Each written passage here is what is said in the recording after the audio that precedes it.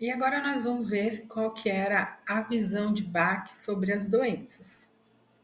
Na década de 20, ele desenvolveu 7 nosódios, que eram medicamentos homeopáticos para tratar problemas intestinais, em que o propósito era que o próprio agente patológico, aquilo que estava causando a doença, se transformasse em um medicamento para a cura. Então, nesse processo, ele percebeu que alguns agentes patológicos estavam, de alguma forma, em combinação em ressonância com determinado nosódio. Então, ele começou, a partir daí, a acrescentar no exame dos pacientes dele observações sobre o temperamento da pessoa. Ele percebeu que o temperamento causava certos tipos de doenças. Foi aí que tudo começou. Então, segundo Bach, a doença jamais seria curada com os métodos ortodoxos da alopatia, porque a sua origem seria o resultado entre o conflito da alma, a mente, o espírito, né? Ou seja, o sofrimento causado pelas forças mentais, espirituais, eram ali produzidos no corpo. Então não adiantava buscar a doença no corpo, a raiz da doença, que ela não está no corpo, ela estava em ações que não eram ali do físico, mas do outro plano. E o tratamento convencional era apenas um alívio temporário, a menos que a causa real fosse eliminada. Então, quando a gente vai falar sobre radiestesia, por exemplo, que é um outro curso que a gente tem, nós vamos ver que não apenas o Dr. Bach, mas outros, né, engenheiros e médicos chegaram a uma régua, né, a régua de medição, onde você pode medir bacilos, você pode medir todo tipo de seres e eles têm uma determinada vibração, né, uma medição que aquele. Aí a pessoa ela tem uma emoção que tem aquela mesma vibração, ela está suscetível àquela doença. Então, não apenas Dr. Bach, mas outros físicos ou médicos, outros cientistas descobriram essa ressonância. Tanto é que nós temos a radiestesia radiônica que estudam isso. Segundo Bach, a doença jamais será curada com esses métodos ortodoxos. Então, a doença seria curada quando a gente ouvisse, entendesse o paciente e começasse a trazer a vibração necessária para fazer a correção. Então, enquanto nossas almas e nossas personalidades estiverem em harmonia, tudo será alegria e paz, felicidade e saúde. A doença em si, na visão dele, é benéfica e tem por objetivo trazer de volta a personalidade, a vontade divina da alma. E assim pode ser prevenida se pudermos entender por nós mesmos os erros que estamos cometendo e corrigi-los por métodos espirituais e mentais. Não haverá necessidade severa da lição do sofrimento. Então, quando nós estamos passando pelo sofrimento da doença, é um processo de purificação. E através dela nós teremos o entendimento daquilo que precisamos corrigir. Mas se a gente não tiver consciência disso, não soubermos a emoção que está associada, não soubermos os pensamentos que estão associados, nós vamos continuar procurando a doença e erradicar a doença no órgão afetado e não naquilo que está gerando aquele sintoma no órgão. Quando eu fiz a minha pós em práticas integrativas complementares, a gente já viu que esse treinamento de você ser holístico, de você estar tendo uma visão diferente do paciente, não apenas do sintoma que ele apresenta, mas de tudo, desde o início da recepção desse paciente, a integração dele, mostrava como isso está sendo feito dentro do sistema único de saúde. Mas não é apenas no SUS que isso é feito. A gente vê um hospital de ponta como o Sírio-Libanês, um dos primeiros a receber práticas integrativas, Reiki, Yoga e outras, né? Então, quando a gente vem falando aqui sobre toda essa visão do ser, a gente acha, não, são terapeutas holísticos que estão falando isso. Não.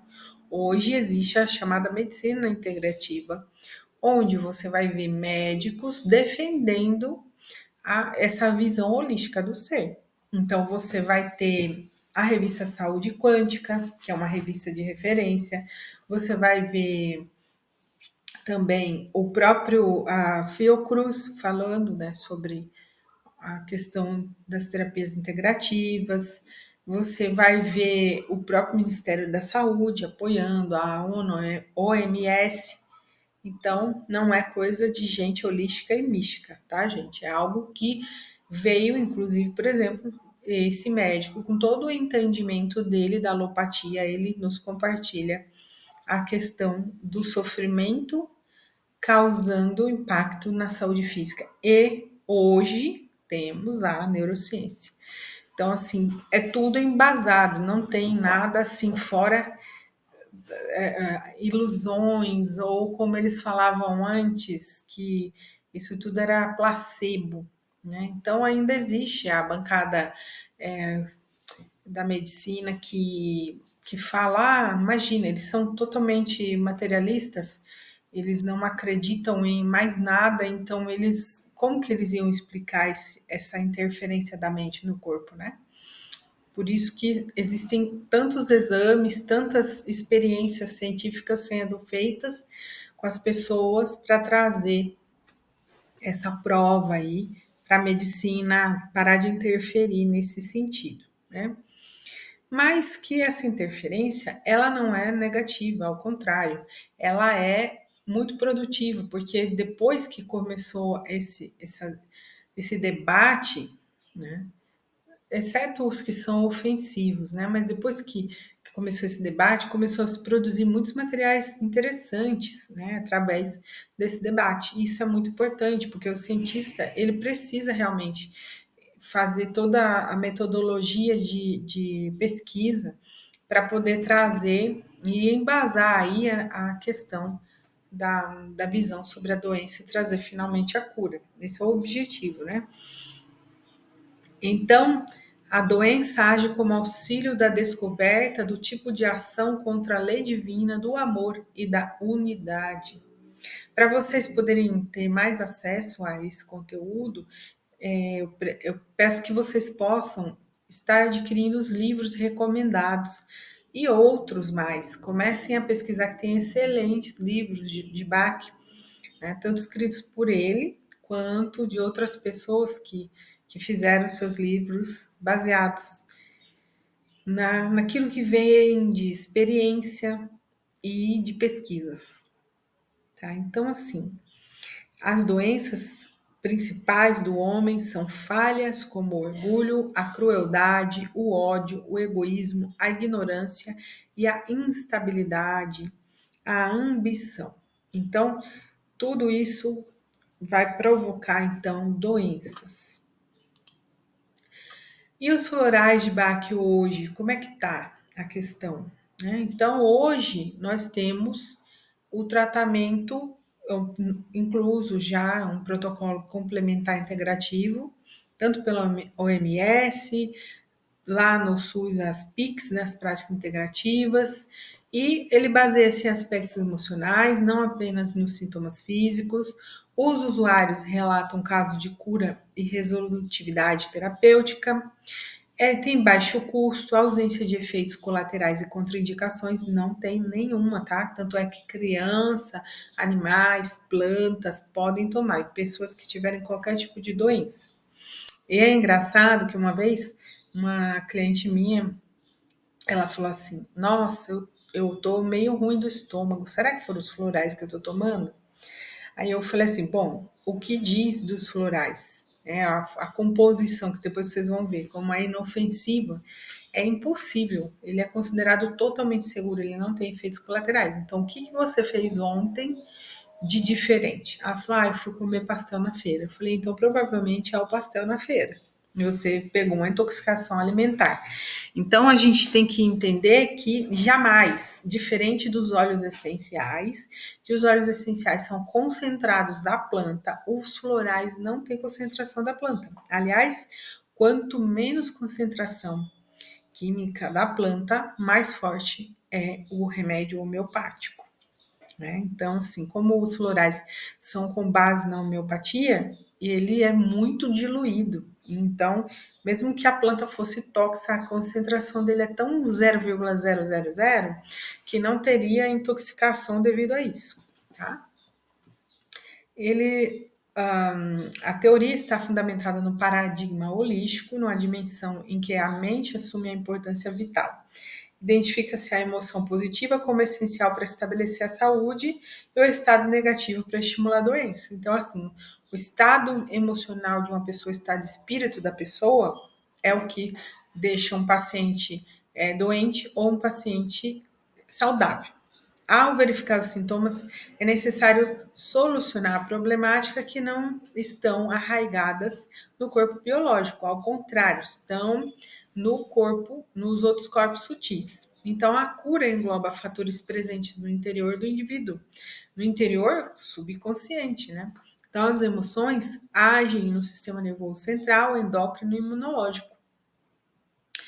As emoções, elas explicadas aí pela neurociência, né? Então, vamos lá.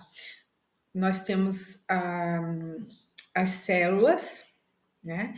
Que elas se encontram não só apenas no cérebro, mas no intestino, no coração, né? Que são os neurônios.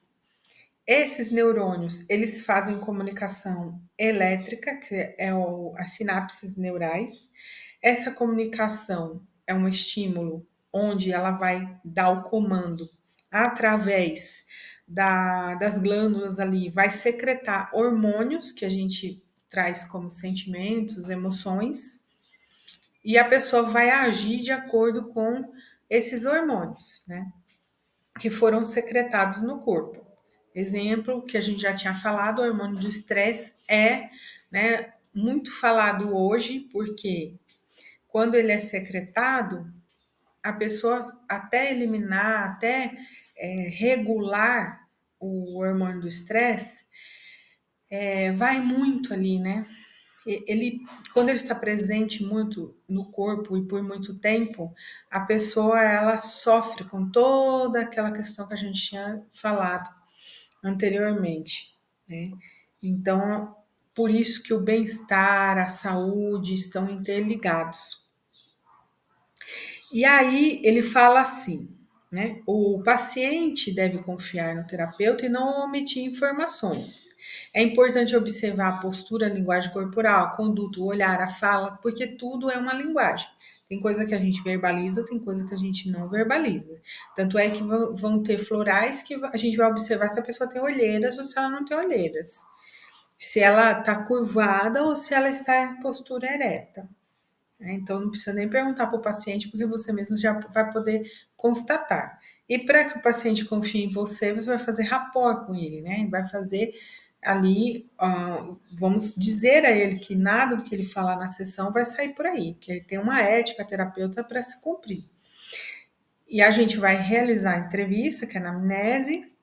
Não vamos observar a doença, mas sim a causa dela. Por isso, nós vamos ouvir a história. O Dr. Bach afirmava que não existe doença, existem doentes. Então, por exemplo, a pessoa pode ter sintomas parecidos, mas com causas diferentes. Né? Então, a gente tem que entender a história da pessoa para realmente saber qual é o floral correto. O Dr. Bach afirmava: não existe doença, existe doentes. Então, por isso que a gente tem que olhar a pessoa. O sistema, o sofrimento não se restringe à dimensão física. As ações de tratamento podem ser para prevenção e controle. Ou seja, eu não vou chegar como o sistema alopático e dizer, olha, aqui está um remédio para aliviar uma dor para você, porque não é isso que vai acontecer. Nós não temos sedativos. eles serão remédios para alma. Então, vai ser diferente, não vai agir direto no corpo físico, tá? Então, os benefícios acontecem independente da credibilidade. Prova disso é que a gente pode dar para animais e eles se recuperam, para recém-nascidos, para pessoas com problemas mentais e pessoa em coma, tá? Age em harmonia com qualquer tratamento e trabalha segundo os mesmos. Então, não precisa a pessoa ficar com medo de. Ela já toma um medicamento e vai adicionar os florais, se isso vai fazer interferência, porque não vai. Nos vemos na próxima aula.